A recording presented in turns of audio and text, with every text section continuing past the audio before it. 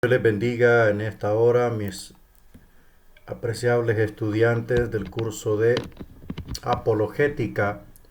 Vamos a comenzar nuestro capítulo respectivo a este curso, el capítulo 6, preguntas acerca de Jesucristo. Una corrección, no es el capítulo 6, es el capítulo 5, ¿verdad? Hay un error ahí que solo es un número. Capítulo 5, preguntas acerca de Jesucristo. Esa es la clase de hoy, ¿verdad? Entonces vamos a orar para que sea Dios tomando el control acerca de todo esto. Padre, te damos las gracias en esta hora. Gracias por tu amor, por tu infinita misericordia, por tu gran bondad. En esta hora queremos depositar en tus manos esta clase de hoy, Señor, la vida de los alumnos, la vida de los hermanos y hermanas que verán y recibirán esta clase. Queremos ser iluminados, queremos ser instruidos por tu Santo Espíritu. En tus manos queda esto. Amén. Bueno, hoy vamos a hablar un poco acerca del personaje más extraordinario y más maravilloso de la creación. Es Jesucristo. Es el personaje más extraordinario. No existen palabras, no existen atributos, no existen adjetivos, no existen términos, no existen connotaciones que puedan encerrar en ellas todo lo que es Jesucristo. No hay palabras. Es el ser más extraordinario y más maravilloso que pudo visitar nuestro planeta. Vamos a ir entrando acerca de este estudio y nos vamos a responder esta pregunta: ¿quién fue Jesús? Esa es la pregunta que se planteó en los sínodos o en los concilios acerca de la persona de Jesús. Esto fue lo que se planteó, porque aparecían muchas teorías, muchas opiniones de hombres pensantes, de obispos, de muchos líderes de las diferentes iglesias, tanto occidentales como orientales.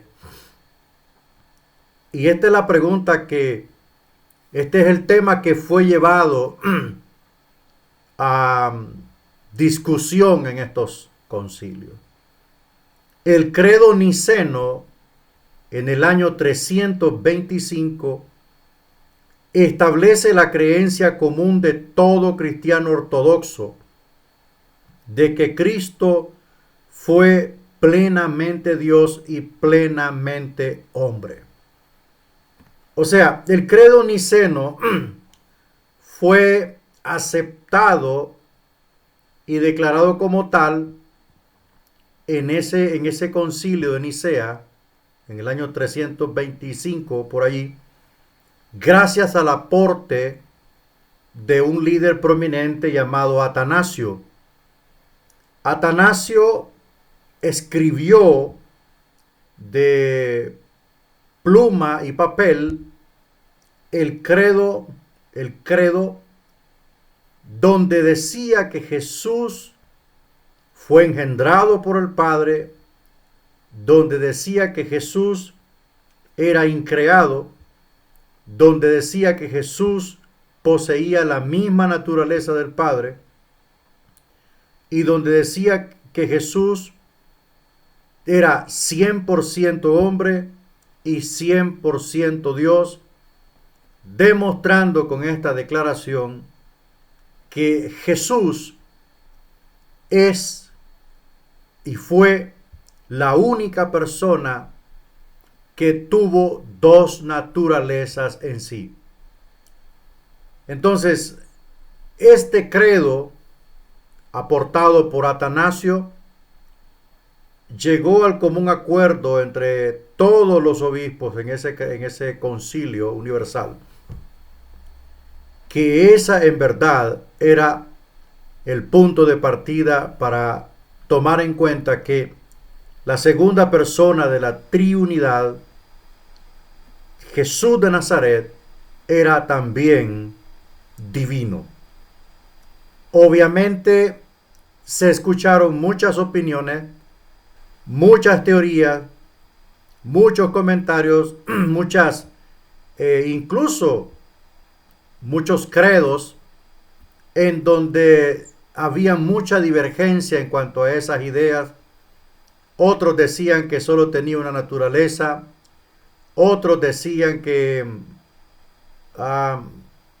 Jesús no podía ser Dios, etcétera, etcétera. Entonces esto se fue martillando a través de los diferentes concilios ecuménicos, concilios universales, en donde los obispos, cardenales y hombres representantes de la iglesia fueron madurando esto.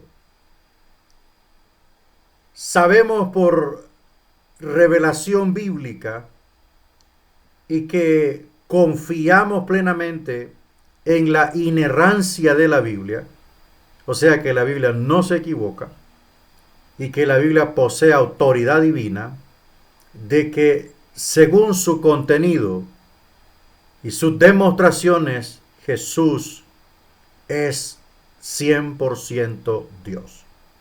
Todas las herejías referidas a Cristo niegan una u otra naturaleza. Esta parte del capítulo muestra que Jesús fue plenamente humano, proclamó ser Dios y ofreció pruebas más que adecuadas que avalan esa proclama. Veamos el factor humanidad. Algunos autores insisten en que Jesús fue solamente un hombre. Otros, los que siguen una doctrina llamada docetismo, dicen que solo parecía ser humano, pero que en realidad arguyen era un fantasma, una aparición sin sustancia física, un espíritu puro con la ilusión de una forma material. Esto era lo que decían los docetistas. Obviamente esto es una completa aberración, esto no tiene pie ni cabeza, ¿verdad? Entonces los docetistas estaban casi de la mano con los gnósticos, los cuales decían que Jesús también era como un espíritu puro, ¿verdad? Que no podía ser el Salvador porque para ellos, el punto de vista de ellos es que la materia es pecadora, es mala, y el Mesías, el Salvador, el Dios hombre, no podía ser hombre porque la carne es mala, ¿verdad? La materia es corrupta, entonces no podía contener a una persona divina en tal magnitud. Entonces eso nos demuestra que todas estas opiniones, usted ve, se derivan de pensamientos meramente humanos. Aquí no vemos rastro alguno ni evidencia alguna de un análisis escritural, ya sea por ejemplo el Evangelio de Juan, que presenta a Jesús desde el punto de vista de lo divino, que es distinto a los demás evangelios sinópticos, Marcos, Lucas y Mateo, que presentan a Jesús meramente humano, su carácter y su identidad humana. Pero Juan cambia la historia y habla acerca de la deidad que está en Cristo y que Cristo es antes de todo y que era con el Padre en la eternidad. Bueno, Si así fuera, entonces Cristo no fue tentado realmente acerca desde el punto de vista de los docetistas, como nos pasa a nosotros, ni tampoco murió en realidad, porque un espíritu no puede hacer tales cosas. Además, no habría sido realmente uno de nosotros, ni podría sustituirnos en la expiación de nuestros pecados. Por otro lado, su resurrección no pudo ser más que un regreso a su estado natural, carente de toda repercusión en cuanto a nuestro futuro. Debemos demostrar que Jesús fue plenamente humano. Si hubiese sido un espíritu puro, como lo manifiestan los docetistas, entonces no existe la salvación. No existe el pago ni el pago por el pecado. No existe la resurrección. No existe nada relacionado con el evento de la expiación. Para nada, porque un espíritu, en primer lugar, no puede morir. ¿Verdad? Un espíritu no puede morir, no tiene cuerpo, no tiene sangre, no tiene esqueleto, no tiene nada. Es espíritu. La misma palabra lo manifiesta. Entonces, todo lo relacionado con lo que había de acontecer con el Cordero Pascual no sucedió, según el punto de vista docetista. Pero si nosotros nos vamos a la revelación bíblica, nos encontramos que Jesús padeció, sufrió y murió crucificado en una cruz. Vamos a seguir viendo. Veamos sus afectos. Jesús desplegó todos los rasgos humanos en sus necesidades. En lo tocante a lo físico, tuvo hambre, eso es muestra de una persona humana. Tuvo sed, se cansó, respiraba como todo ser humano. Referente a lo emocional, expresó pena, asombro, rabia y dolor. Y también compasión. Fue tentado a pecar, aunque no se rindió a la tentación. Que conste, fue tentado a pecar, pero no cedió. El versículo más corto de la Biblia habla profundamente de la humanidad de Jesús en su vida interior. Jesús lloró. Juan 11:35. Bueno, entonces toda esta lista de descripciones o características acerca de un ser humano nos dicen y nos indican que Jesús poseía una humanidad al 100%, ¿verdad? Jesús poseía una humanidad completamente. Tuvo hambre, tuvo sed, se cansó, respiraba como tal, sentía dolor, sentía gozo, sentía emociones profundas como llorar. Lloró cuando su amigo Lázaro falleció. Y todos esos afectos que demuestran que era una persona. Los evangelios están saturados de citas bíblicas que demuestran que Jesús era 100% humano. Su muerte, nada más opuesto a la naturaleza divina que la muerte. Sin embargo, Jesús tuvo una muerte humana. A pesar, mire cómo son las cosas, a pesar que en él estaba la naturaleza divina, la esencia de Dios, poseía un cuerpo mortal. A pesar que era Dios, no tenía un cuerpo inmortal, sino que estaba revestido de un cuerpo natural, de un cuerpo mortal, de un cuerpo con defectos. O sea, Jesús se vistió de ser humano en toda la extensión de la palabra. No nos equivoquemos que cuando leemos en la Biblia que hizo cosas extraordinarias que solo Dios las hizo, como la multiplicación de los panes y los peces, No nos equivoquemos que Jesús poseía un cuerpo inmortal y perfecto. No, para nada. Su esencia era perfecta. Su espíritu, su alma, su ser interno era perfecto. Sus pensamientos, su sabiduría, su capacidad de hacer cosas extraordinarias eran demostración de la esencia divina de un ser que poseía atributos divinos en una revestidura humana, como omnisciencia cuando habló con Felipe, ¿verdad? Él le declaró el pensamiento en qué estaba pensando Felipe y Felipe se quedó atónito y Jesús le dijo, cuando estaba debajo de la higuera te vi.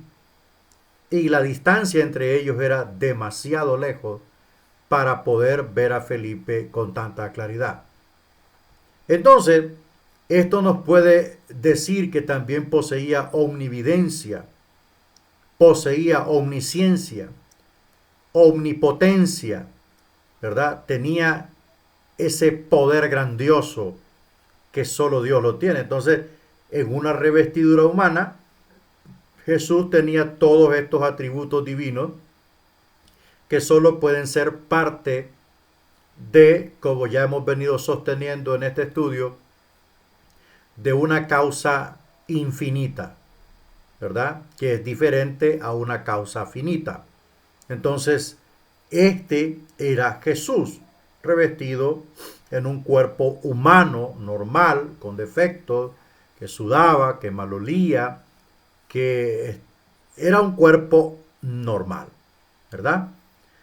Bueno, Jesús tuvo una muerte humana presenciada por mucha gente, incluyendo a Juan, un pequeño grupo de seguidoras, los soldados y la multitud que se burlaba.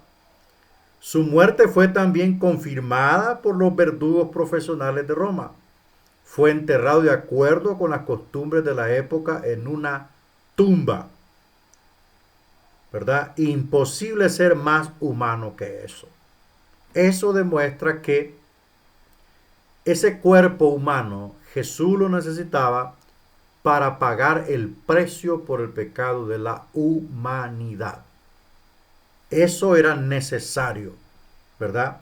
Era necesario para poder derramar la sangre, sangre inocente, sangre sin pecado, que conste, sangre sin pecado. Pero ¿cómo puede ser posible que tenga sangre sin pecado, sin ADN, sin pecado original? ¿Cómo puede ser posible si tenía un cuerpo humano? Yo le ayudo con esto. Según la genética, el gameto o el espermatozoide que fecunda un óvulo, según la genética, el espermatozoide es el que posee la sangre del nuevo individuo. El óvulo solo aporta 23 gametos de la mamá y los otros 23 gametos son del papá. Se necesitan 46 gametos fusionados para constituir un individuo. Entonces, la Biblia dice que el poder del Espíritu Santo vino sobre María para efectuar la fecundación en el vientre de la doncella. Obviamente no necesitamos especular más. La persona de Jesús se redujo a un espermatozoide y fecundó el óvulo de María, y los otros 23 gametos que tienen que ser aportados por el Padre los aportó el Espíritu de Dios. Entonces, esos otros 23 gametos son los que comprenden la esencia del Hijo de Dios. Los otros 23 eran la revestidura humana que tomaría ese individuo, el parentesco con su madre. únicamente, únicamente, por decir así, si María tenía un lunar por aquí, es posible que el Señor lo heredó. ¿Por qué? Porque él tomó 23 gametos la, del ADN de María para poder nacer como un ser humano. Entonces, la sangre que el individuo portaría la suple el espermatozoide.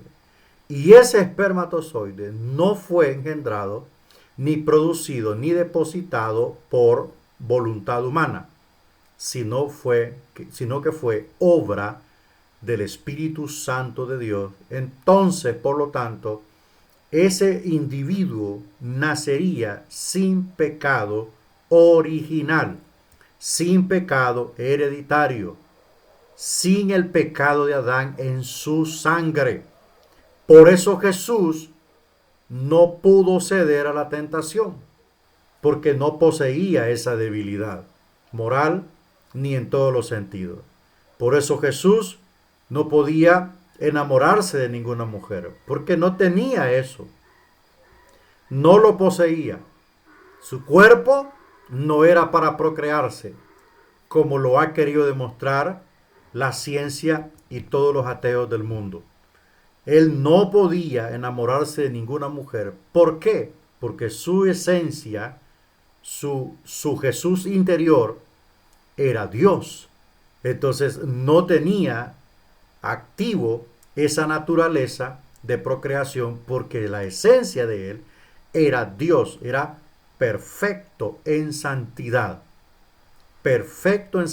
en toda la extensión de la palabra.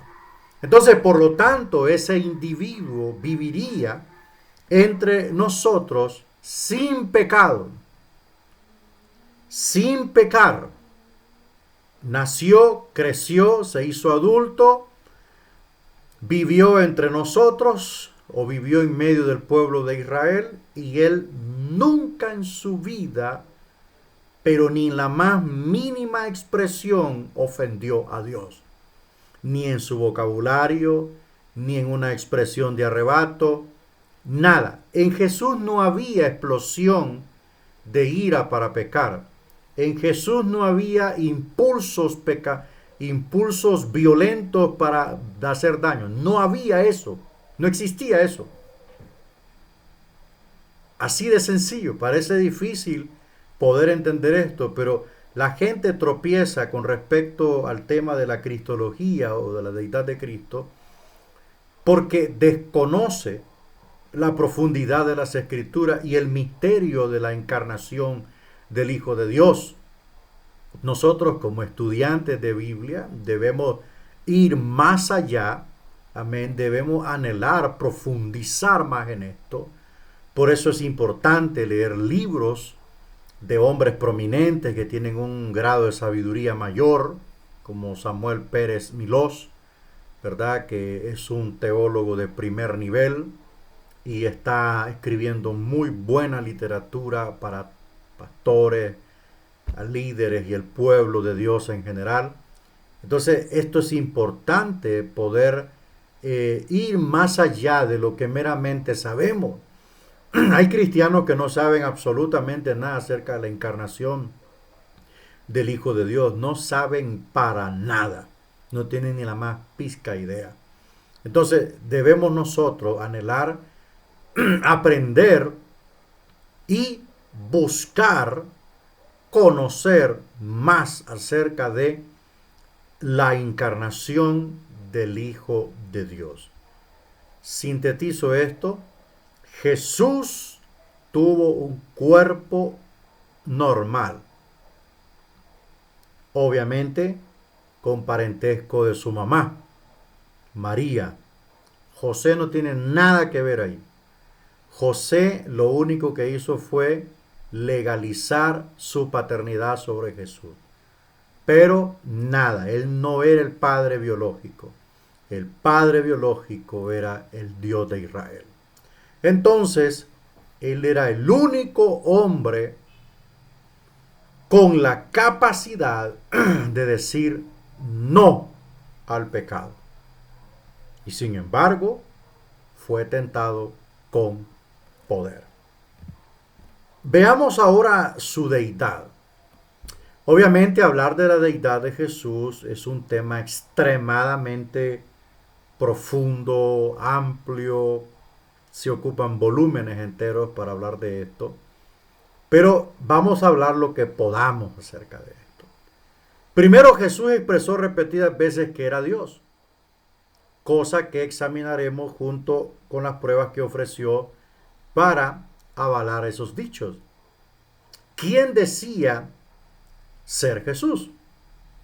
Jehová, o propiamente Yahvé, es el nombre especial dado por Dios para sí mismo.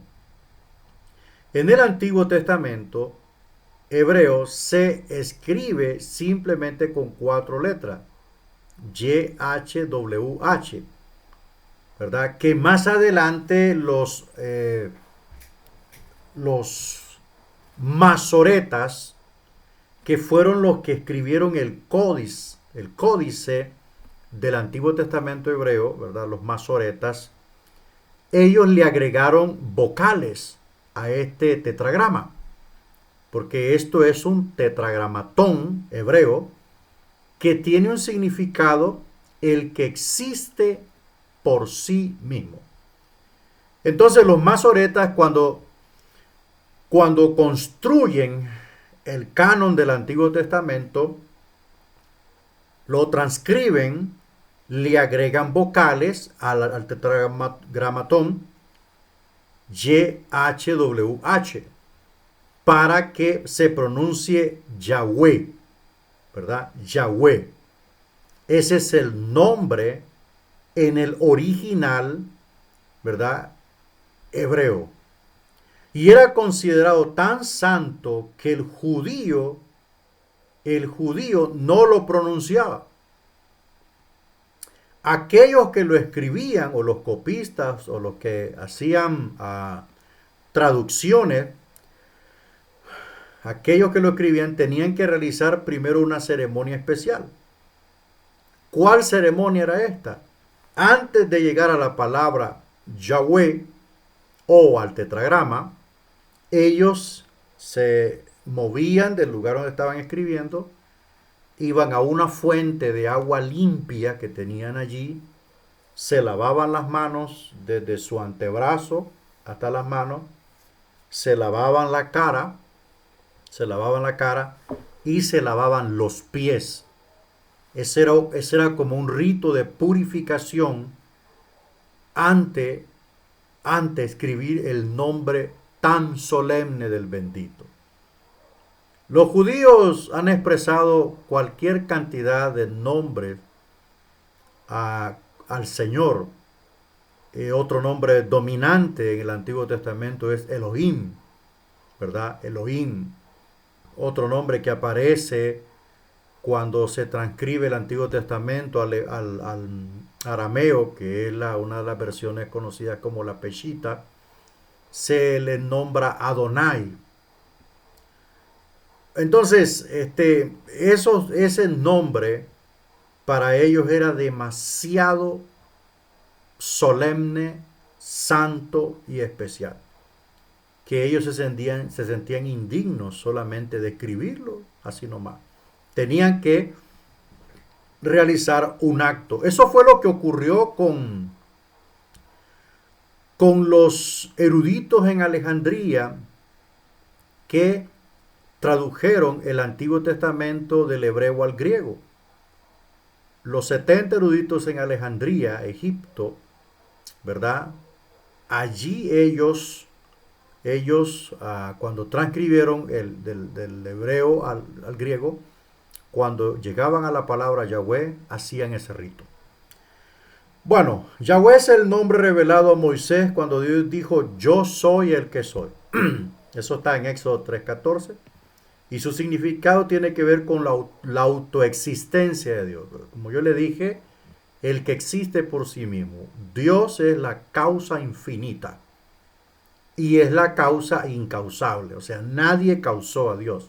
Nadie produjo a Dios. Dios es el punto de partida de la existencia, del tiempo, del día, de la noche, de la eternidad, de las generaciones, de las épocas, de la historia, es la razón de todo lo que existe. Dios es el punto de partida. No hay nada para atrás. No hay nada para atrás, solo para adelante de Dios. ¿Ok? Entonces, no caiga en cosas, en cuestiones necias que no necesitan ser disertadas. También dijo ser igual a Dios. Jesús también proclamaba ser igual a Dios en otros aspectos. No solo asumió los títulos de la deidad, sino que reclamó para sí mismo las prerrogativas de Dios. A un paralítico le dijo: hijo, tus pecados te son perdonados. Eso fue un boom. Cuando los judíos escucharon eso, eso reventó los paradigmas, eso reventó los esquemas, eso reventó la historia en 1000 pedazos. ¿Por qué?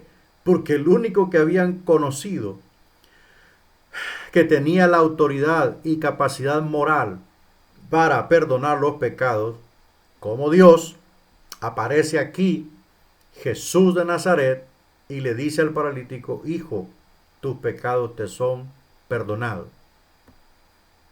Entonces, los escribas respondieron correctamente: ¿quién puede perdonar pecados sino solo Dios? Así que, para probar que su proclama no era una jactancia vana, sanó al paralítico, ofreciendo la prueba directa que también era verdad lo que había dicho en cuanto a perdonar los pecados. Entonces Jesús le hace la pregunta: ¿qué es más fácil? Decirle al paralítico: levántate, toma tu lecho y vete, o hijo, tus pecados te son perdonados. ¿Verdad? Entonces ellos responden: ¿quién puede perdonar pecados si no solo Dios? Pero no se daban cuenta que Dios estaba enfrente de ellos. Entonces, las dos cosas son sumamente difíciles. Obviamente, una mayor que la otra, pero las dos tienen un rango y una categoría de casi imposible, pues. O sea, así frescamente decirle a alguien, a un paralítico de hace años, de nacimiento, perdón, decirle: levanta tu cama y vete para tu casa, es extremadamente complicado, perdóneme. Entonces, el único que puede hacer eso es Dios. Dios, ¿verdad? Pero las dos preguntas que Jesús plantea son sumamente difíciles. Entonces, lo que hizo fue sanar al paralítico para demostrarle que también tenía la capacidad de hacer el milagro. Y lo hizo enfrente de ellos, ¿verdad? Lo hizo enfrente de ellos. Entonces, esto demuestra que Jesús poseía la deidad divina, que el Padre se había encarnado en el Hijo para venir a mostrar su gloriosa voluntad y su propósito para con los hombres. Todas estas demostraciones de la deidad de Jesucristo están reveladas en los evangelios. Otra prerrogativa que Jesús reclamó fue el poder de levantar y juzgar a los muertos. De cierto os digo, viene la hora, y ahora es, cuando los muertos oirán la voz del Hijo de Dios, y los que la oyeren vivirán. Y los que hicieron lo bueno saldrán a resurrección de vida, mas los que hicieron lo malo a resurrección de condenación. Eso está en Juan 5, 25 al 29. Entonces, de acuerdo al contexto del texto en mención, Jesús está hablando de que Él tiene el poder para resucitar los muertos y para juzgar los muertos. Tanto para juzgar a los muertos, a los muertos que fueron salvados en vida, y a los muertos que murieron en impiedad. Entonces Él dice que su voz puede despertar a los muertos, y esos muertos se pararán ante Él y Él los juzgará, ¿verdad?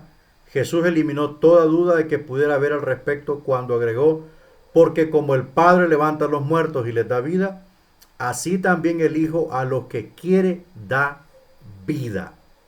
A los que quiere da vida. Entonces, Tanto el Padre, que tiene la capacidad de resucitar a los muertos y darles una nueva oportunidad de vida, así también el Hijo tiene la misma capacidad, ¿verdad?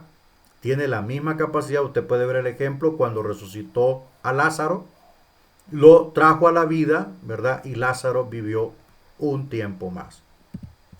Dijo ser el Dios Mesías. La doctrina del Antiguo Testamento es clara en cuanto al Mesías, que viene a liberar a Israel enseñando que es Dios mismo. Cuando Jesús afirmó ser ese Mesías, estaba proclamando que era Dios. Por ejemplo, el famoso canto navideño, Isaías 9:6. Vamos a leer aquí Isaías 9:6.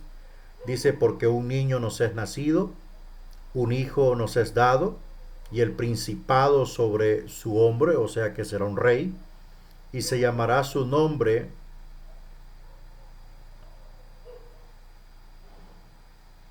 admirable, se llamará su nombre admirable, consejero, Dios fuerte, Padre eterno, príncipe de paz. ¿Verdad? Príncipe de paz. Entonces, vemos acá que hay una forma quíntuple de demostrar que ese niño o ese hijo que nacería, y usted puede ver en la traducción Reina Valera que la característica admirable está con mayúscula, consejero está con mayúscula, Dios fuerte está con mayúscula, Padre eterno está con mayúscula y príncipe de paz está con mayúscula. Entonces esto quiere decir que estos son atributos que son producto de la deidad. Estos no son atributos ganados en la cruz. No, son atributos que ya los poseía, ¿verdad? Que ya los poseía. Esos son atributos que ya los poseía por ser el Dios hombre. Entonces, Jesús demostró, amén, Jesús demostró todo esto. Jesús demostró todo esto, pero lo que no demostró era cómo lo esperaba Israel. Israel lo esperaba montado en un caballo blanco y con un enorme ejército para destruir todo el yugo romano y restaurar el trono de la monarquía de David, como había sido prometido en el Antiguo Testamento, y sentarse ahí como el rey de Israel. Entonces eso fue lo único que no cumplió Jesús. ¿Por qué? Porque la misma profecía decía algo distinto.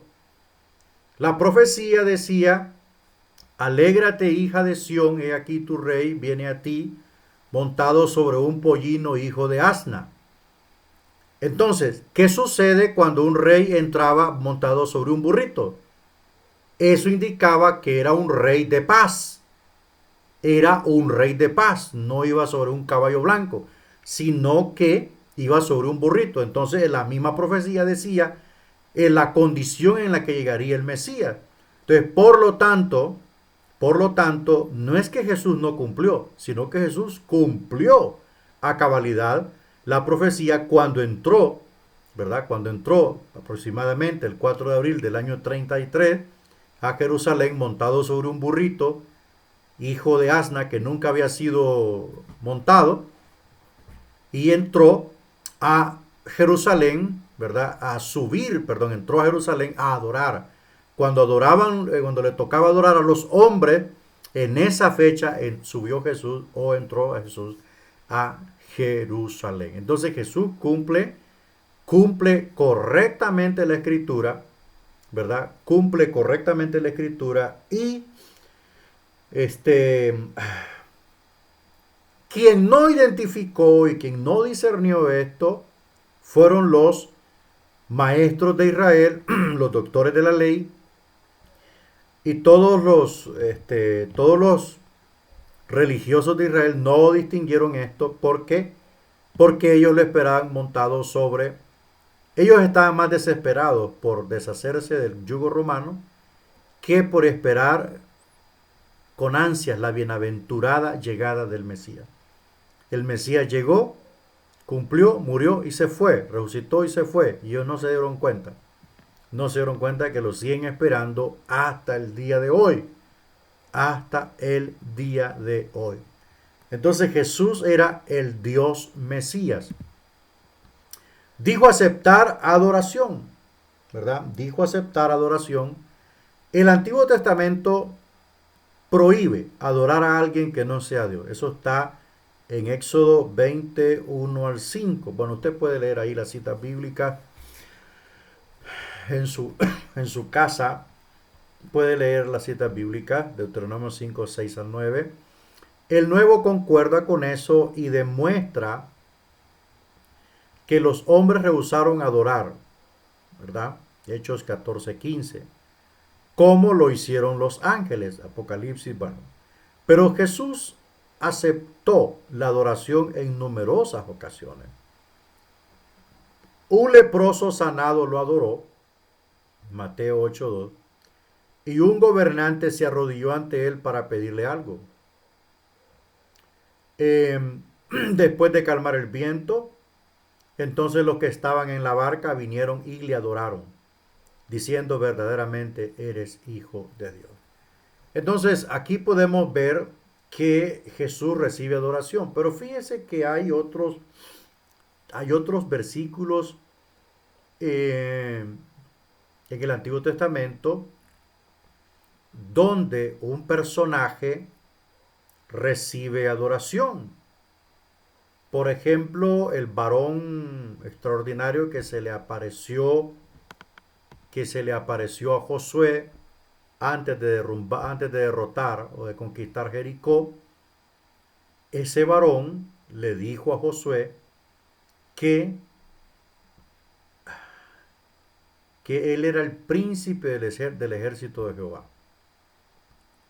Entonces Josué se postró ante él, pero el varón le dijo, quita tu calzado porque el lugar en que tú estás es santo. Esas fueron las mismas palabras o condiciones que se le impusieron a Moisés en el monte de Sinaí cuando tuvo su encuentro con el Dios en la zarza. Entonces, esto nos indica que la actividad de Cristo preencarnado en el Antiguo Testamento era era tangente.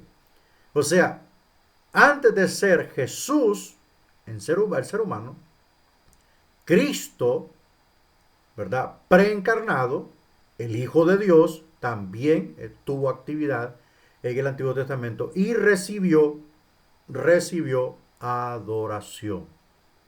Recibió adoración, ¿verdad? Entonces, también en su manifestación en la tierra fue adorado, ¿verdad? Jairo se postró ante él.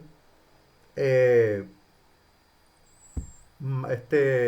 Tomás dijo, Señor mío y Dios mío, y se postró, y así los discípulos y el leproso, etcétera, etcétera. Entonces, Jesús recibe adoración porque su esencia divina lo permite. Otros ángeles, usted puede ver en Apocalipsis cuántas veces Juan quiso postrarse ante aquellos ángeles extraordinarios que miró y ellos le dijeron no lo hagas, no lo hagas, no lo hagas, ¿verdad? Muchas veces. Dijo tener igual autoridad que Dios. Jesús puso sus palabras a la par de las de Dios, como cuando repitió muchas veces, oísteis que fue dicho a los antiguos, pero yo os digo. Hay una cosa importante que tenemos que analizar según el contexto de las palabras. Cuando usted lee en Mateo 5, 21 al 22, vamos a ver qué dice Mateo.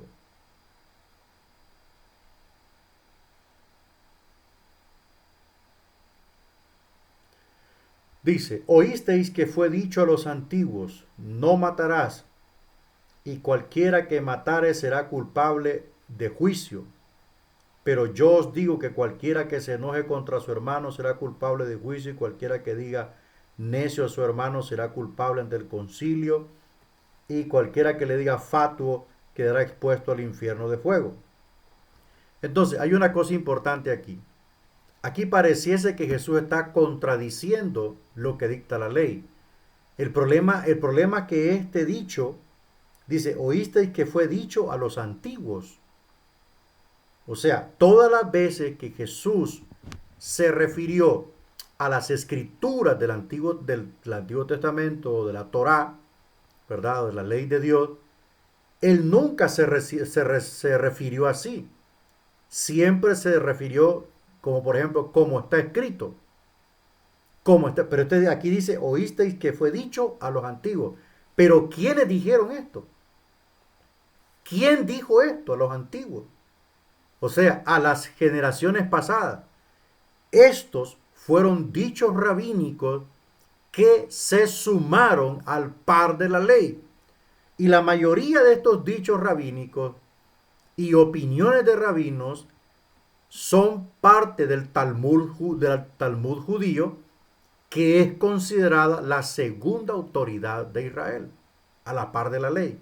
Entonces, lo que Jesús está contradiciendo aquí no es la ley misma, sino los dichos de los rabinos. ¿Por qué? Porque desde el momento que una interpretación personal se añade al decálogo de la ley o a lo que es la inspiración escrituraria de la Biblia, es simplemente un dicho humano.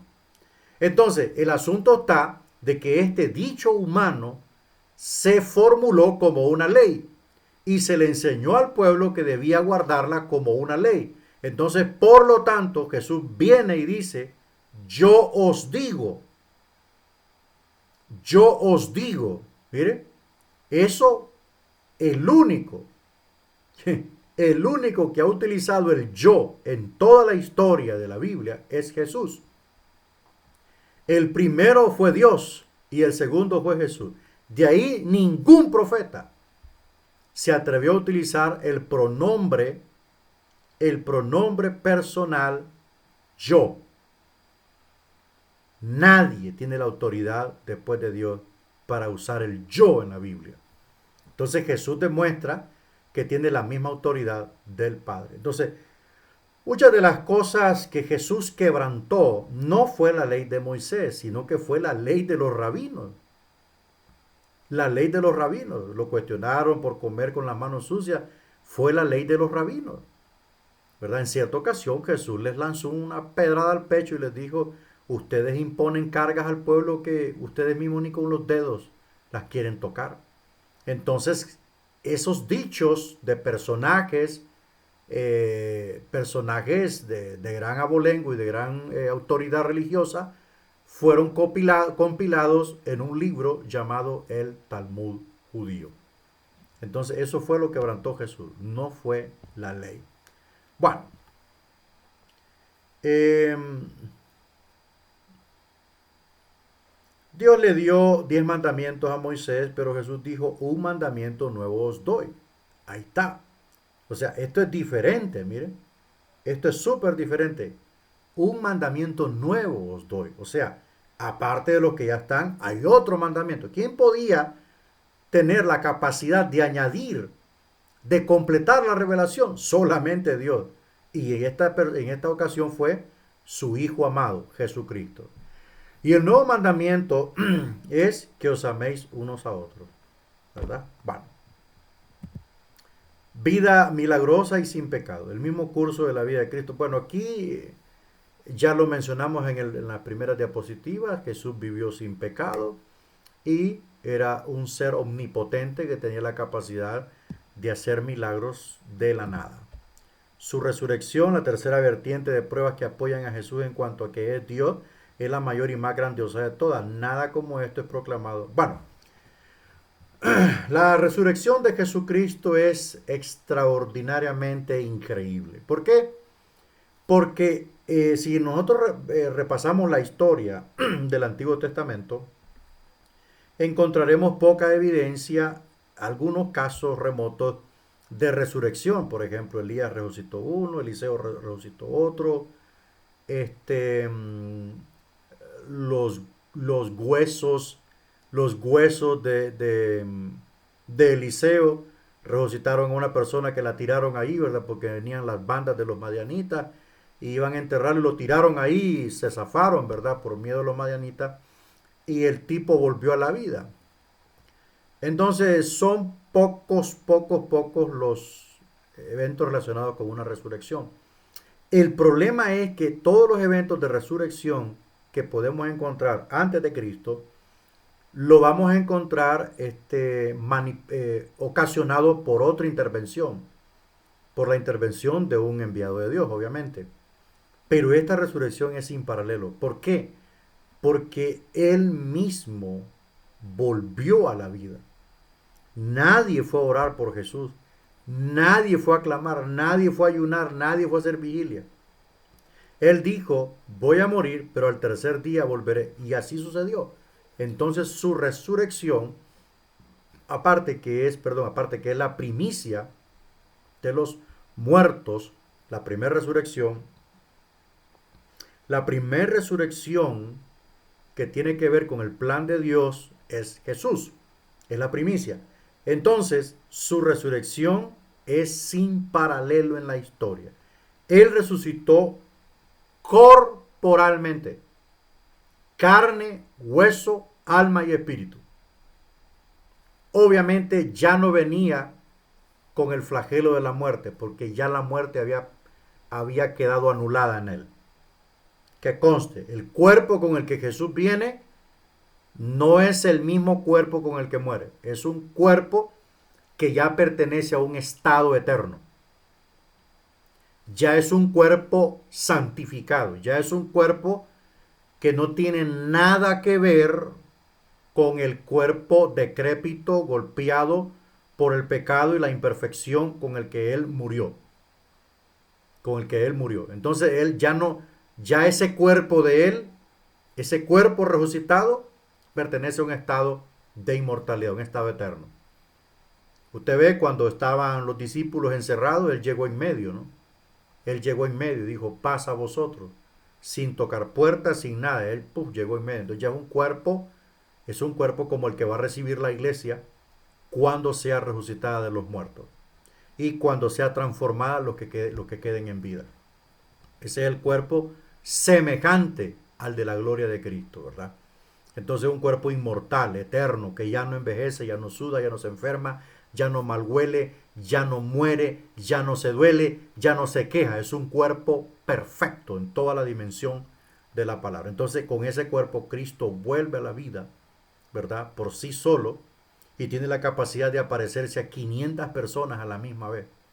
Tiene la capacidad de aparecerse a 500 personas. Entonces es un cuerpo ilimitado. Es un cuerpo de acuerdo a desarrollar el otro atributo que Jesús no pudo efectuar estando en un cuerpo limitado como el que ofrendó en el Calvario, ¿verdad?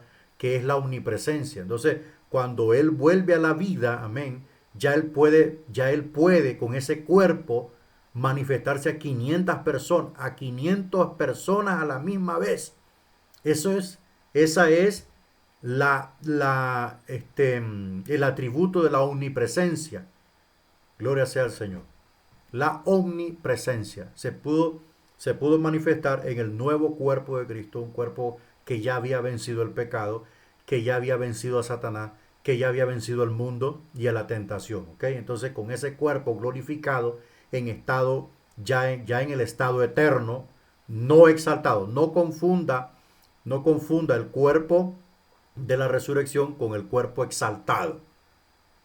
Ahí no ha sido exaltado como lo vio Juan, no, ahí simplemente es el cuerpo resucitado, un cuerpo inmortal de estado eterno que ya venció el pecado. Falta la exaltación, ¿verdad? Que la exaltación la recibe cuando llega al cielo. La recibe y que será pública aquí en la tierra cuando inaugure el reino milenial, que será a ojos del mundo en todo el planeta Tierra. Satélite, sistemas de comunicación, redes sociales, internet, todo lo que sea transmisión en vivo va a captar, amén, va a captar la inauguración del reino milenial en la tierra con el Rey de Reyes y Señor de Señores, exaltado en gloria y majestad en el trono de Israel, en el cuarto templo milenial que será construido en casi todo el territorio de Israel. Bueno, esa es otra historia que vamos a hablar cuando veamos en el segundo semestre de escatología bíblica. Bueno, se le apareció en estado resucitado, ahí está, mire, a más de 500 de sus discípulos en un mínimo de 8 ocasiones diferentes. O sea, 8 ocasiones diferentes registraron 500 apariciones, son 400 apariciones en total. Durante un periodo de 40 días, mire, conversó con ellos, comió con ellos, dejó que tocaran su cuerpo, hasta les cocinó un desayuno.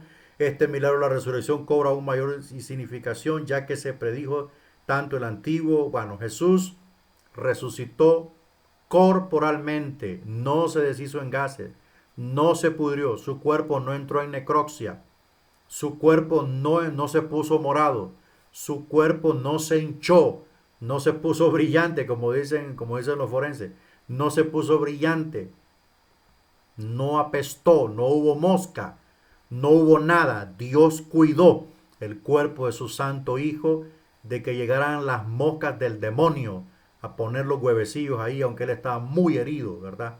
Muy herido estaba el Señor, muy herido. Era para que empezara a hincharse y todo eso, ¿verdad? Pero no lo permitió el Señor. Como escrito está, no dejarás que tu santo vea corrupción. O sea, no permitirás que el cuerpo de tu Hijo Santo se pudra en la tumba. Entonces, antes de que eso ocurriera, resucitó. Y otra cosa importante, dice la profecía, no permitirás que hueso suyo sea roto. Entonces, en la crucifixión, sus huesos no fueron rotos, ¿verdad? Algo ocurrió, especialmente en los tobillos, en las varillas de aquí, sí, ¿verdad? Porque aquí son dos varillas, entonces por ahí en medio pasó el clavo para que goteara lentamente, ¿verdad? La sangre, ¿verdad? No se rompiera toda de un solo. Entonces ese es otro argumento que tiene que ver con la expiación y que el Señor cumplió cada aspecto de la profecía desde tengo, desde las vestiduras, echaron suerte sobre mis vestiduras, todo eso el Señor cumplió cada detalle que estaba relacionado con la expiación de los pecados del hombre, con su divinidad, con su cuerpo, etcétera, etcétera, y hasta con su resurrección. Bueno, llegamos hasta aquí, gloria al Señor, espero que vayan avanzando, ¿verdad? Con su proyecto de apologética que está para el 5 de junio, tenemos tiempo, pero tenemos la investigación especial el 22 de mayo, ¿verdad? Entonces, échele ganas, no se desmotive, siga para adelante, no deje acumular las clases y que el Señor le bendiga en